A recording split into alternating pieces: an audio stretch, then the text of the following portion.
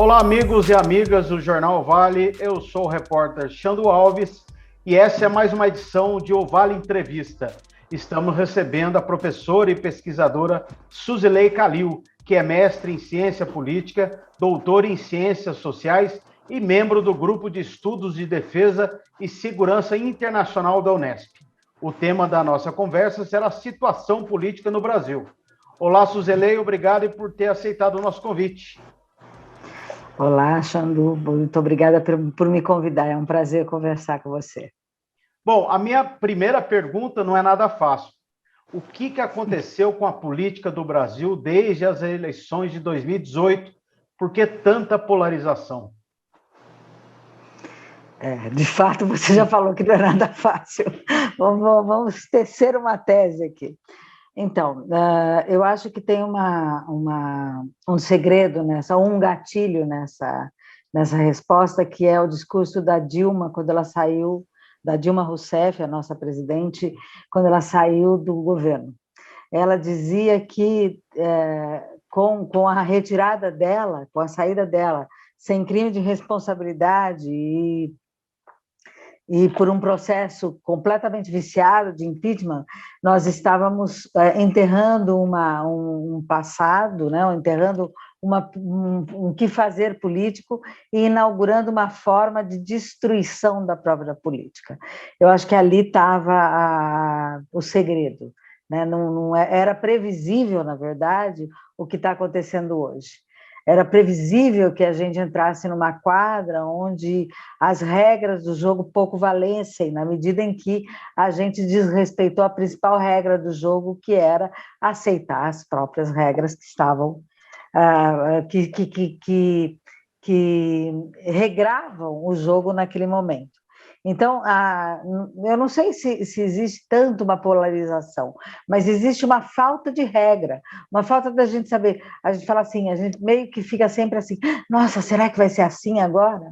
Eu acho que é um pouco o que eu sinto com relação, por exemplo, a saber que ontem ou antes de ontem, se eu não estou muito enganada, o Paulo Guedes, depois na Câmara dos Deputados, e assumiu a imoralidade, porque não é ilegal, mas é imoral ele ter uma offshore e fazer isso, porque assim, gente, eu não queria pagar imposto, por que eu vou pagar imposto se eu posso botar meu dinheirinho ali, do outro lado do mundo? E não é nem pagar imposto nosso, é pagar imposto para os Estados Unidos, porque os Estados Unidos, que é tido como um exemplo, cobra 47% de imposto sobre herança, enquanto nós cobramos 8%. Eu acho que é bom frisar os 8%. 8% sobre herança. E não são todos os estados que cobram 8%, tem estado que cobra 4%. 8%. Exatamente, 8% é a média. Exatamente, você tem toda a razão. É pior ainda. Aliás, acho que 8% é o máximo, É o a máximo. média deve estar aos 5%, 6%. Verdade, verdade. E, Suzilei, a Dilma caiu por uma pedalada fiscal. As pessoas, os principais analistas políticos dizem que o atual presidente já cometeu muito mais crime de responsabilidade do que a Dilma. Por que ele não cai?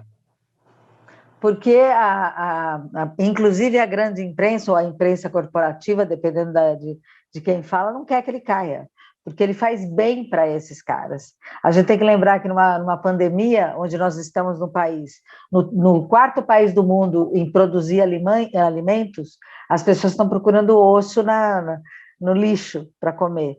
No entanto, nós aumentamos com os nossos concidadãos a lista da Forbes de milionários. Então, quer dizer, tem gente rica ganhando dinheiro com o que o Bolsonaro faz. Por isso que ele não cai, porque o capital ganha muito dinheiro com o que ele faz. Ele continua governando. E veja, embora o Bolsonaro tenha cometido inúmeros crimes, nenhum deles foi o crime de não aquilo que ele prometeu. Que tudo que ele fez, ele está cumprindo, ele não nada. Se a gente assistir o PowerPoint que ele elaborou para ganhar a eleição de presidente da República, está escrito lá que ele vinha para destruir, ele está continuamente ele faz isso, ele está destruindo as instituições que permitem a governabilidade, na governabilidade não, mas a vigência de um governo democrático, a vigência de um respeito às eleições. Ele não desrespeitou a eleição em nenhum momento. Em todas as coisas que ele fez, ele está fazendo aquilo que ele cumpriu, aquilo que estava escrito, de alguma maneira, no programa de governo dele. E ele está governando para aqueles que ganham muito dinheiro, ele está governando para os bancos. E os bancos continuam a ganhar dinheiro. Então, para que eles vão tirar o Bolsonaro? E mesmo com todos esses desmandos do governo, e são evidentes, né? Não há ninguém em sã consciência que defenda esse governo. A senhora vê o presidente Jair Bolsonaro com chance de reeleição ou acha que ele não tem chance de se reeleger? Eu acho que ele tem chance de se reeleger. E, infelizmente, ele tem chance de se reeleger. Por quê? Porque nós vivemos num país em que tudo é feito para que um indivíduo como ele continue a ganhar a eleição. Em que sentido? Ele foi julgado no Tribunal Eleitoral, ele foi julgado pelo Supremo Tribunal Eleitoral do Brasil, com Alexandre Alves, inclusive participando dele, dizendo o seguinte: olha, você cometeu inúmeras irregularidades das eleições, você cometeu crimes eleitorais, mas como você não está governando para os pobres, como você está governando para a classe dominante, como você continua a dar muito dinheiro para aqueles que estão destruindo não apenas a nação, mas o mundo, a gente dá mais uma chance. Então vai aí, ó, tenta 2022. Aí em 2022, se você cometer crime de novo, a gente vai pensar de novo se a gente vai caçar você ou não. Quer dizer, um país que faz isso, a gente tem que admitir que uma pessoa como Bolsonaro pode ganhar a eleição e pode levar, inclusive. Além de ganhar, e veja, como é que ele ganhou as eleições de 2018? Ele ganhou as eleições de 2018 roubando as eleições, porque foi isso que esse mesmo tribunal falou, dizendo, olha, você usou métodos que não são legais, que não estão dentro da lei para ganhar a eleição. Mas você já ganhou, então a gente deixa você levar, porque você ganhou de alguém que a gente antes roubou para não ganhar. A gente antes levou a bola embora. É aquela história do jogo quando a gente é criança e joga futebol na rua, né? Que o cara que é dono da bola determina como é que vai ser o jogo. Então, mesmo que ele seja um perna de pau, como se diz na gíria da rua, mas ele é o dono da bola. O que a gente vai fazer? Vai ter que fazer um perna de pau. O time do perna de pau vai ganhar, porque senão a gente não tem bola para jogar bola. Então, como é mais legal a gente jogar bola do que a gente ganhar o jogo, então a gente continua jogando a bola. É um pouco isso que está acontecendo, né? Por quê? Porque quem sempre ganha o jogo é quem determina as regras do jogo. Né? Eu acho que... Desculpa. Não, pode concluir, desculpa, eu que atravessei. Não, o que eu ia dizer é o seguinte, quando você tem... A gente não... As pessoas que são... não diria nem revolucionárias, as pessoas que querem que o jogo seja jogado dentro das regras, né? Elas, nesse país, no Brasil, são covardes para dizer isso. Então, elas preferem perder o jogo, elas preferem jogar um jogo viciado a deixar o seu adversário ganhar. Então, é o que está acontecendo hoje. Por que o Bolsonaro continua governando? Porque aqueles que deveriam lutar pelo jogo, não importa pelo resultado, pelo jogo, são covardes para defender as regras. O silêncio das ruas... Nós não temos democratas no Brasil. Exatamente, nós não temos democratas no Brasil.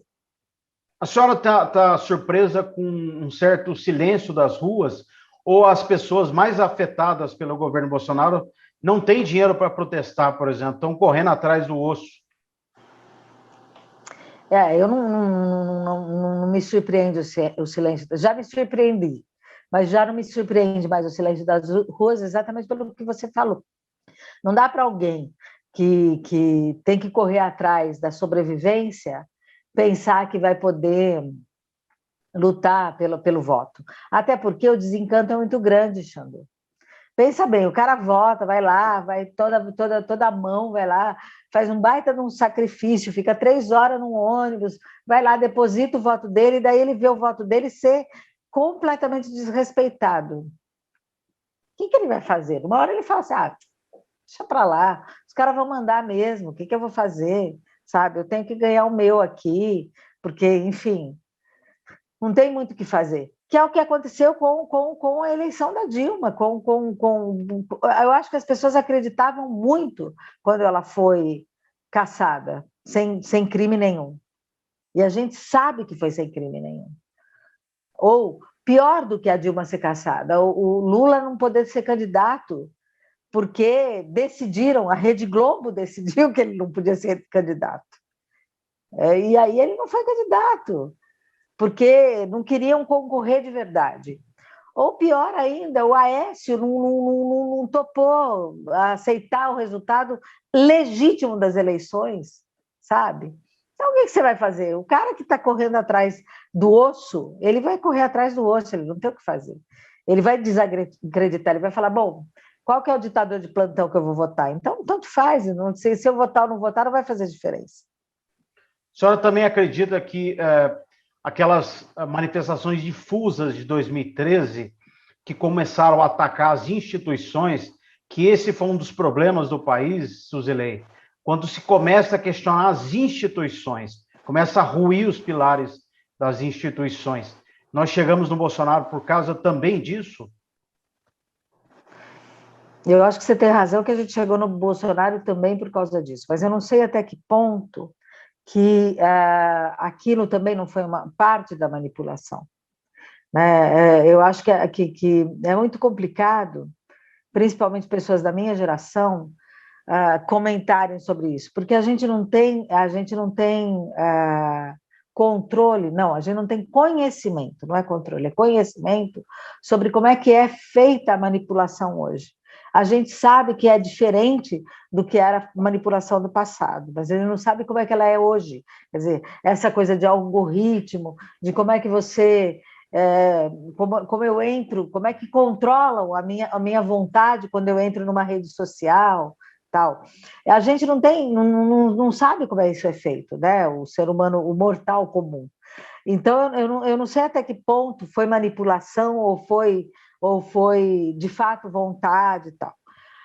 O que eu sei, aí, olhando para as regras do jogo político, é que o grande promotor disso tudo tem nome e sobrenome, e chama Aécio Neves.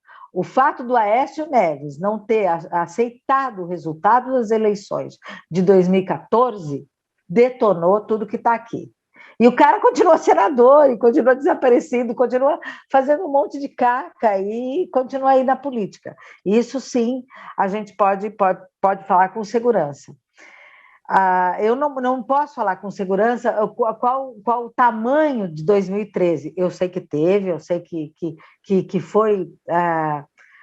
que influencia ainda hoje o que está acontecendo na política, mas eu não sei avaliar, até por desconhecimento mesmo, por ignorância, tem que ser honesta, né? No que 2013 atingiu. O que eu posso dizer, repetindo alguns colegas, né, é que faltou também conhecimento do próprio governo naquele momento, de tomar pulso da situação. Né? Mas eu poderia dizer o seguinte, que 2013 poderia ser corrigido com a posse, em 2015, do Lula na Casa Civil, como era o desejo da Dilma, mas que, por manipulação de um juizeco de Curitiba, todo mundo falava assim, não, o Lula vai assumir só para não ir para a cadeia. O que era uma inverdade, hoje a gente sabe disso, porque nem crime ele tinha para ir para a cadeia. E depois dele, tantos criminosos assumiram tantos postos ministeriais. Né? E essa coisa do Lula talvez ter mudado a história foi admitida, inclusive, pelo primeiro golpista número 1, pelo menos o golpista número 1 em termos de ganhos do golpe, que foi o Temer. O Michel Temer assumiu isso, que se o Lula tivesse assumido quando ele foi nomeado e a imprensa fez o barulho que fez, e o Supremo entrou em colisão e se imiscuiu no Poder Executivo e não deixou o Lula assumir, que se ele tivesse assumido, provavelmente não teria tido o impeachment da Dilma. Isso falou o Michel Temer, não sou eu que estou falando, né? Então, é o que eu acho também. Eu acho que se tivessem deixado, ainda que manipulado, pelo menos um certo controle da ordem, coisa que esse governo que está aí fala muito, mas o que ele cria é desordem, né? Caos. Se eles tivessem deixado mínimo a ordem continuar como era, deixado o Rio correr pelo canal que ele sempre correu, talvez a gente tivesse uma outra situação hoje. E o ex-presidente Lula agora está no jogo, lidera as pesquisas. Suzilei, você acredita que ele já tem lugar garantido no segundo turno das eleições? Eu acredito que ele tem lugar garantido no segundo turno, se houverem eleições, se as regras que estão atualmente em vigor forem mantidas. Se mantidas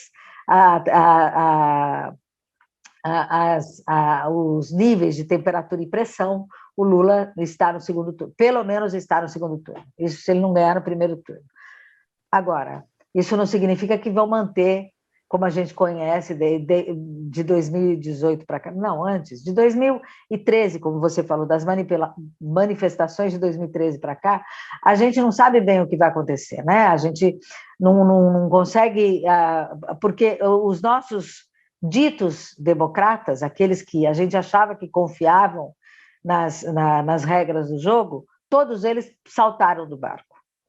Todos eles, sem exceção, saltaram do barco. Né? Então, a gente não sabe se vão manter as regras, né? Se vão respeitar as regras que eles mesmos criaram, inclusive a regra da eleição. Lembra que foi um PSDBista que comprou a regra da reeleição? Né? Foi o Fernando Henrique Cardoso, não pode esquecer disso, que foi o mesmo partido, ou o mesmo grupo político, mais do que o partido, que não quis uma reeleição, que não quis um projeto de reeleição e que estabeleceu que o mandato da presidência da República ia ser de 4 anos, né? Foram eles que estabeleceram, foram eles que determinaram, que tiraram, porque o mandato da ditadura eram 5 anos, né? Na verdade eram 6. Aí, entre aspas, negociaram 5 anos para o Sarney, né? E aí, na Constituinte de 88, falaram assim, não, nossa, como tem a possibilidade de alguém que a gente não gosta ganhar a eleição, melhor a gente deixar 4, né? Mas aí, quando ganharam um deles, eles quiseram reeleição. Foram eles que governaram com isso. Foram eles que estabeleceram tudo isso. E foram eles que jogaram a gente nesse buraco que a gente está. Né? Um buraco que eu acho que não tem fundo. Mas, desculpa, eu extrapolei a sua pergunta. Eu acho, sim, que o Lula está no páreo, que o Lula já está no segundo turno, desde que não criem nenhum casuísmo, né? Como todos os que criaram desde sempre. A gente tem que lembrar sempre que quem nos botou nesse lugar foram aqueles que um dia bateram no peito e falaram que eram democratas. Suzilei, a senhora falou do PSDB, fala-se num tucano de carteirinha que está batendo asa do partido, Geraldo Alckmin, com a possibilidade de ser vice do Lula. Primeiro, a senhora acredita nessa possibilidade? E segundo, se ela se confirmar, muita gente acha que a fatura está decidida no primeiro turno. Como é que a senhora vê essas duas questões? Bom, primeiro, eu acho que quem criou essa alternativa, né, é alguém que quer ganhar, que não quer a eleição ganha no primeiro turno. Né? Então, é gente que gostaria de ser candidato à presidência e ter alguma chance. Então, é alguém que não quer o Lula nas eleições, é alguém que quer tirar o Lula das eleições. Por quê? Porque o Lula...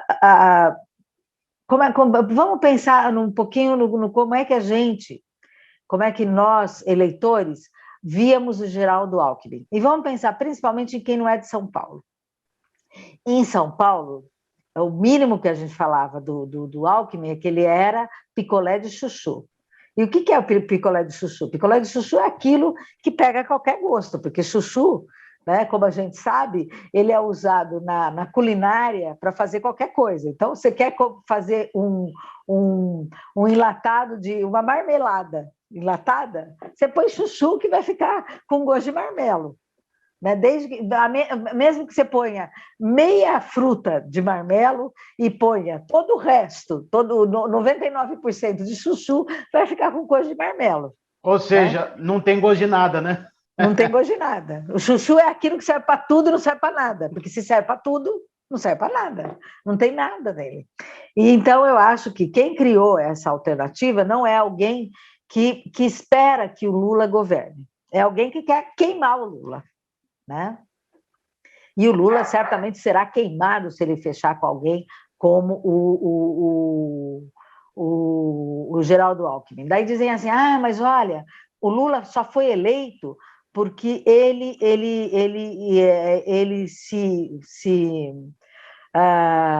fez um acordo muito amplo com o José Aparecido, né? Que foi o vice dele na primeira eleição lá em 2002, quando ele foi eleito, tal, que era um empresário, tal. José Alencar, né? Isso, José Alencar. O José Alencar, para começo de conversa, né, o José Alencar era um grande empresário mineiro. Ele não era ninguém do ponto de vista nacional, mas em Minas ele mandava pra caramba. Né? Não por acaso a pinga que ele produzia, a cachaça que ele produzia saiu do mercado porque os herdeiros não conseguem chegar a um acordo pela cachaça que tinha o nome dele. Então, eu acho que isso diz muito a respeito do Zé Alencar. E ele era uma figura política que ele não era ele era desconhecido do público que não girava em torno dele. Coisa que não é o caso do Geraldo Alckmin. O Geraldo Alckmin ficou, sei lá, em qual lugar, eu nem sei mais, porque é tão insignificante que ele ficou num lugar na última eleição presidencial que não dá nem para a gente lembrar dele. Eu acho que ele ficou em quinto, se eu não me engano, ficou bem mal. Ele ficou bem mal. Então, quem é Geraldo Alckmin para ser vice do Lula? É um ninguém. Então, isso, quem está pensando nisso, na verdade, não está pensando no Lula. Está pensando em queimar o Lula para ele mesmo ser candidato. Não sei quem está aí falando isso e tal. Mas eu acho que isso não vai se concretizar. Por quê? Por dois motivos. Em primeiro lugar, porque o Lula não nasceu ontem. Então, se ele vai fazer algum conchavo, vamos chamar assim, para usar uma palavra que as pessoas não gostam de usar porque tem uma conotação negativa, mas que, na verdade, não tem nada de negativo, né? Conchavo é o que se faz na política todo dia, toda hora. Mas se ele for fazer um conchavo, ele vai fazer um conchavo para ganhar a eleição, não para perder. E qualquer conchavo que se faça com qualquer um que saia do PSDB é para perder a eleição, não é para ganhar. Porque o PSDB, embora tenha sido o segundo maior partido do Brasil, né, tenha feito tenha participado com igualdade de condições nas últimas eleições presidenciais desse país e tenha, infelizmente para mim, a pessoa porque sou do estado de São Paulo, seja o império aqui, né, porque nós temos um imperador no estado de São Paulo, que é do PSDB, porque o PSDB ganha a eleição aqui antes de ser PSDB. Quando era MDB, ainda ganhava a eleição aqui. Desde o Franco Montoro, que foi fundador do PSDB, nós temos governo do PSDB em São Paulo. Então, nós temos uma dinastia, um império em São Paulo, que eu espero que a gente se livre na próxima eleição dessa chaga, porque é uma chaga esse partido. E é um partido que fez por merecer, porque a gente achava que ele era um partido democrático, porque a gente confundiu o PSDB com o Mário Covas, que foi um dos seus grandes líderes. O Mário Covas realmente merece o nosso respeito, porque foi um grande líder e foi um democrata. O Mário Covas impediu que o PSDB se apequenasse no governo Collor, lá em 1990. Mas hoje a gente vê que ele não era mais nada do que uma legenda tão porcaria como qualquer legenda de aluguel, porque é isso que o PSDB hoje é, uma legenda de aluguel, né, que não consegue fazer uma prévia, que aliás devia ser uma coisa comum a qualquer partido democrático, né, mas o PSDB não consegue fazer uma prévia, né, sem melar a sua própria prévia. né? Fazendo água da sua própria história. Então, o PSDB é isso, é um partido que a gente achava que tinha uma história, porque a gente confundiu o PSDB com as suas lideranças, um partido que tinha a grandeza de ser democrático por causa das suas lideranças, e, de novo, cito o Mário Covas, cujo neto não soube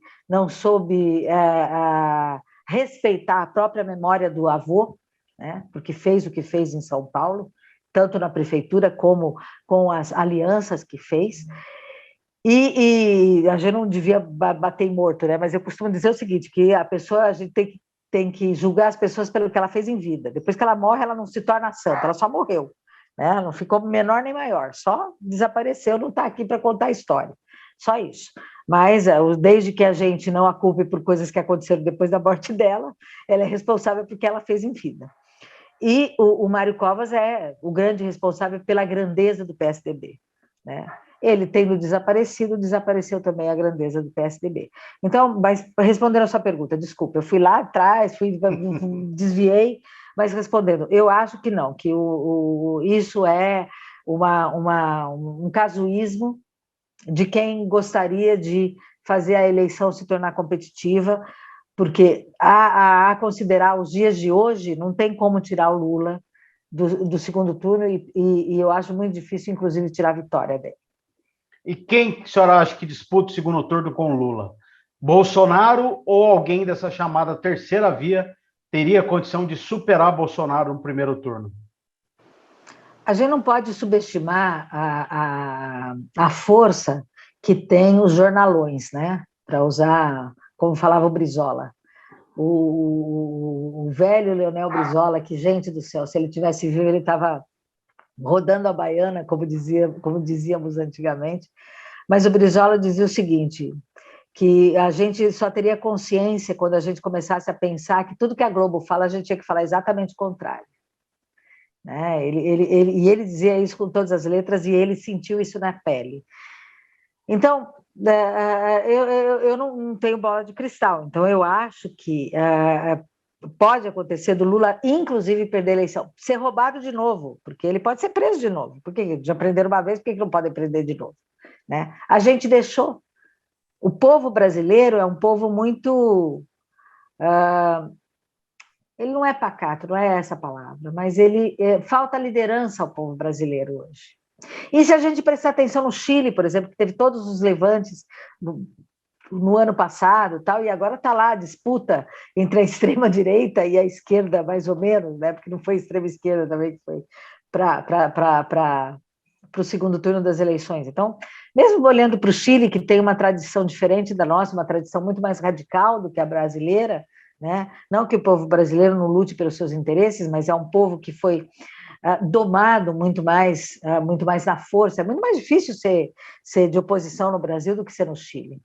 A gente tem que pensar que no Chile eles não dizimaram um povo chamado Mapuche. Desde a colonização eles não conseguiram, eles conseguiram isolar os Mapuches, mas não conseguiram matar os Mapuche. No Brasil nós tínhamos uma população indígena muito maior do que a do Chile. Nós somos um país muito maior do que a do Chile. Para você ter uma ideia, o orçamento da cidade de Santiago é menor do que o orçamento da Universidade Estadual de Campinas, que não é o maior orçamento universitário do Brasil, e é maior do que o orçamento universitário de uma cidade do Chile. Então, só para ter uma ideia disso, né? Quer dizer, nós temos uma população e uma diversidade muito maior, e ainda assim nós conseguimos convencer esse país de que nós não temos população indígena, que eles são usurpadores quando eles estão lutando por direitos deles. Então, considerando essa nossa realidade, é difícil dizer se o Lula já ganhou, né? É difícil dizer se não vão roubar de novo as eleições desse povo, que é um povo que costuma ser roubado e costuma continuar achando... Veja, nós estamos há 3 anos vivendo um estado de exceção. E a gente vê todo dia na imprensa, inclusive na imprensa alternativa, ou na imprensa de esquerda, ou o nome que você queira dar, dizendo que nós vivemos num país democrático. Que democracia é essa, onde as regras do jogo... A primeira regra da democracia é as regras do jogo serem cumpridas. Que democracia é essa onde as regras do jogo não são cumpridas? onde você tem um Supremo Tribunal, Federal discutindo um marco temporal para saber se índio é dono da terra que ele já morava aqui em 1500. Como é que você vai discutir? Ah, não, em 88 ele não estava ali. Hã? Desculpa, cara pálida, mas a gente veio aqui, roubou o cara e a gente ainda diz que ele tem que ter uma data para ele dizer quando que era dono.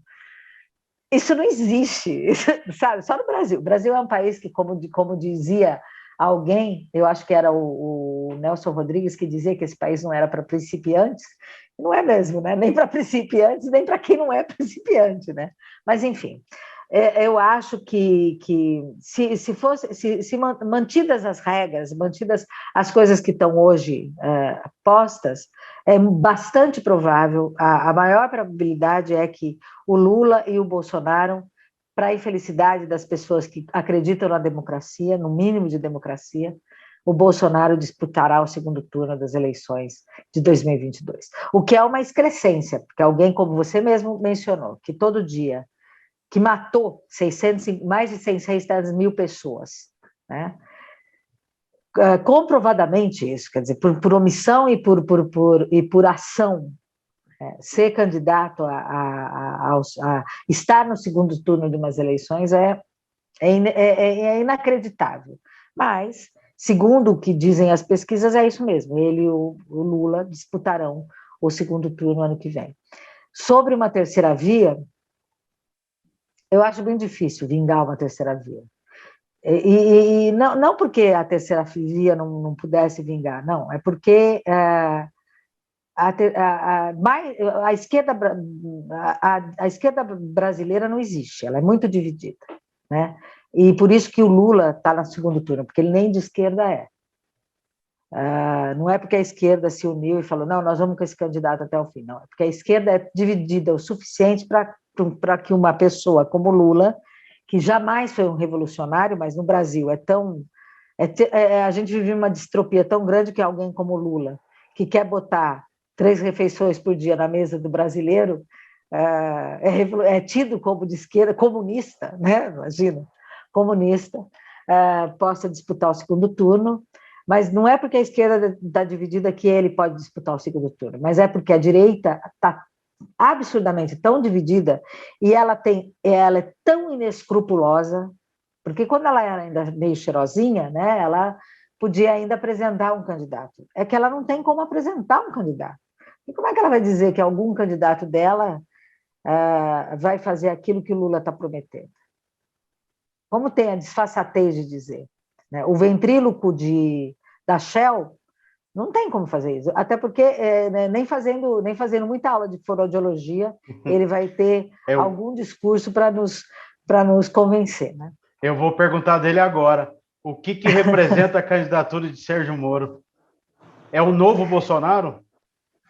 Ele não tem condição de ser Bolsonaro, porque o Bolsonaro tem uma coisa que o Moro não tem. O Bolsonaro, ele pode ser um crápula, e ele é um crápula. Mas o Bolsonaro, ele consegue conversar com as pessoas comuns, com o cara na rua, com os indigentes que a classe média fecha o ouvido para eles. O Moro não consegue conversar com esses caras. O Moro teve um grande intermediário que foi o próprio Bolsonaro, que foi a Globo, né? O Moro, imagina, quem seria o Sérgio Moro se não fosse a TV Globo? Quem seria o Sérgio Moro se não fosse a TV Globo todo dia no Jornal Nacional fazendo propaganda dele? Agora, o Moro só tem o Jornal Nacional. Ele não tem mais nenhuma das outras redes, ele não tem o apoio do Bolsonaro, né, que teve no passado, não tem o apoio dos evangélicos, que teve no passado, né? Por quê? Porque agora ele é pior do que o Judas, porque foi menos de 30 moedas que ele vendeu o seu mentor, né? A gente tem que lembrar que o Moro fez um circo quando ele saiu do governo. E o que ele ganhou com o circo? Ele ganhou com o circo ser denunciado por mau juiz. Tanto é que os processos que ele julgou foram tirados dele. Ele ganhou, caiu no colo dele o julgamento do Lula, dizendo: olha, você não nem conseguiu provar que o Lula cometeu crime. O Lula foi inocentado, inclusive, por você. Então, eu acho que o Bolsonaro ainda desculpa, o Moro ainda está disputando porque os bolsonaristas não saíram a campo. Agora, os bolsonaristas sairão a campo. Porque os bolsonaristas não têm nada a perder, é isso que a gente tem que lembrar. Que eles nunca tiveram nada a perder. Que eles só estão onde estão porque a gente tem não só um Supremo, a justiça inteira, né? Uma justiça inteira que não quer ser poder judiciário, que prefere ir a reboque do que está acontecendo na realidade, na sociedade brasileira. Porque senão, não só o Bolsonaro, mas o Bolsonaro e a família inteira dele estava preso. Porque eles são criminosos, e a gente sabe disso, tem prova disso. Né? Por que o delegado que conduzia as investigações sobre a Marielle foi afastado? Isso é uma coisa que tem que ser perguntado para a justiça, não é para o Bolsonaro, é para a justiça. E ele foi afastado por uma coisa, pelo menos é o que a gente pode deduzir, ele foi afastado porque ele estava chegando muito perto aos milicianos que estão governando esse país. Então, e veja, se eles conseguem fazer isso, por que eles não vão conseguir neutralizar um Sérgio Moro? Que sozinho já cai do cavalo. O Sérgio Moro é um ninguém, é um nada, que só existe porque a Rede Globo quer que ele exista. Suzilei, vamos caminhando para o final da nossa entrevista. Eu vou te fazer as duas últimas perguntas. A penúltima é bate-pronto. Qual é o segundo turno dos seus sonhos? Lula, que já estará lá, versus quem? Quem você acha que seria uma pessoa que elevaria o debate? Não precisa estar no segundo turno, né? Uma pessoa que elevaria o debate seria, por exemplo, se a gente pudesse contar com o doutor Ulisses Guimarães, se a gente pudesse contar com o próprio Fernando Henrique, que, embora seja um golpista de carteirinha, é um cara que sabe debater. Seria várias pessoas que não vão estar, não podem, não estão concorrendo. E dos né? nomes Mas que estão dos candidatos que estão concorrendo, eu gostaria de ver o Lula debatendo com o Ciro Gomes, embora eu ache que o Ciro Gomes, coitadinho, não vai chegar nem a quinto lugar nas eleições. Fez tanta caca depois das eleições do ano passado que não vai chegar nem... Não vai, eu acho, sinceramente, que vão convencer o Ciro Gomes para ele não ser enterrado definitivamente a ser candidato a Senado, alguma coisa assim. O que eu acho que seria bom para o país, que ele não fosse candidato à presidência da República, porque, embora eu acho que o Ciro Gomes tenha sido um bom candidato, ele foi um péssimo perdedor, né? Então, quem não sabe perder também não pode competir. Mas seria muito legal, se a gente pudesse reviver 2018, seria muito legal ver o Lula e o Ciro Gomes no segundo turno das eleições. Seria muito produtivo ver um debate dessa natureza.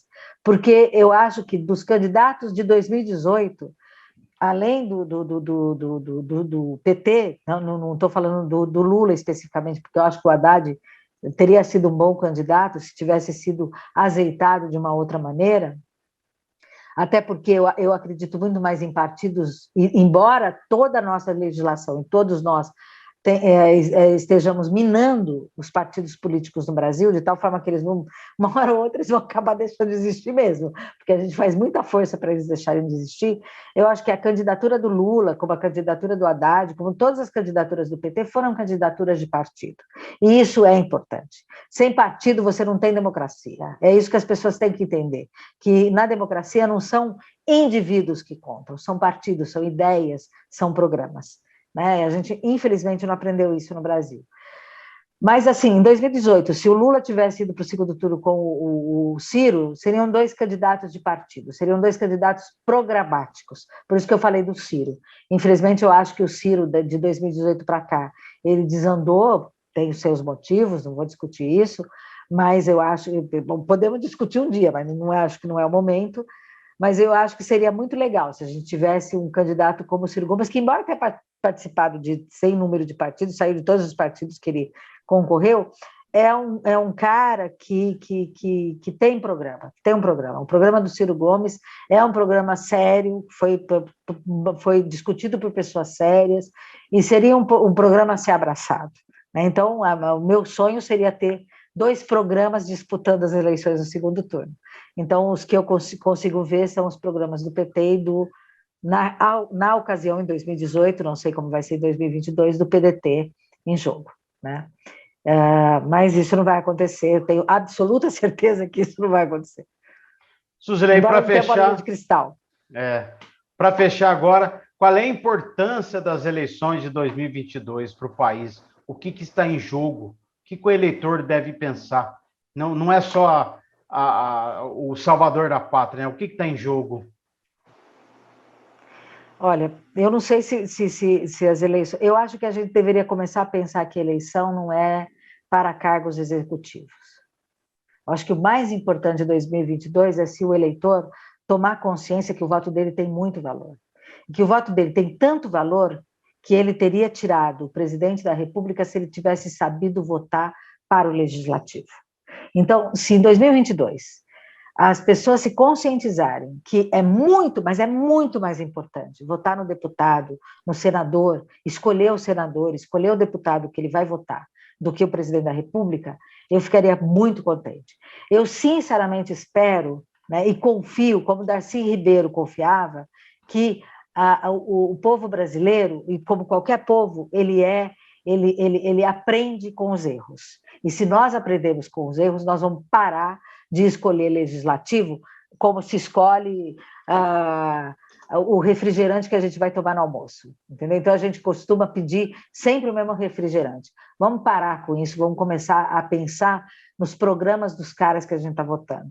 Vamos parar de votar no cara que vai prometer a ponte para a nossa cidade e vamos pensar no cara que está falando assim, não, olha, gente, vamos apoiar as cotas para a educação, porque no longo prazo é isso que vai fazer a diferença. Ou vamos apoiar o cara que quer dar dinheiro para o SUS, porque foi o SUS que nos salvou da pandemia. Né? Projetos que são nacionais, não projetos locais. Se a gente começar a pensar em projetos nacionais, em projetos que vão além do meu bairro, mas eu voto no cara do meu bairro, porque eu conheço o cara. Então, eu não vou votar no cara. Eu sei que o cara batia na mulher, por que eu vou votar nele? Porque ele prometeu uma ponte para mim? Pô, o cara que bate na mulher, ele não vai ser um bom deputado, cara. Ele não respeita a própria companheira dele. Como é que ele vai ser um bom deputado? Como é que ele vai respeitar o eleitor dele, que ele nem conhece? Se ele não respeita quem ele conhece. Então, se a gente começar a pensar nisso, a eleição dos meus sonhos em 22 é essa. É que a gente faça um parlamento digno do povo brasileiro. De um povo lutador, de um povo que é honesto, que acorda todo dia cedo e vai trabalhar, e que não passa a perna em ninguém, que não quer levar vantagem, como dizia a Lady Gerson, que luta para botar o pão na mesa para os seus filhos, sabe, para os seus pares, e que respeita os seus companheiros. Se isso acontecer em 2022, eu vou estar realizada politicamente. Duvido que aconteça, porque eu acho que a manipulação é grande, mas... E vamos votar contra a Rede Globo. Se a Rede Globo falou que está bom, está ruim. Como dizia o Brizola. Obrigado, professor. Obrigado, Suzilei. Obrigada, Xandu, por me convidar. E obrigada por ser músico, porque a arte nos redime. Exatamente. E assim, meus amigos e minhas amigas, a gente fecha o Vale Entrevista dessa semana, que conversou com a professora e pesquisadora Suzilei Calil. Muito obrigado a todos vocês, muito obrigado, professor, e até a próxima.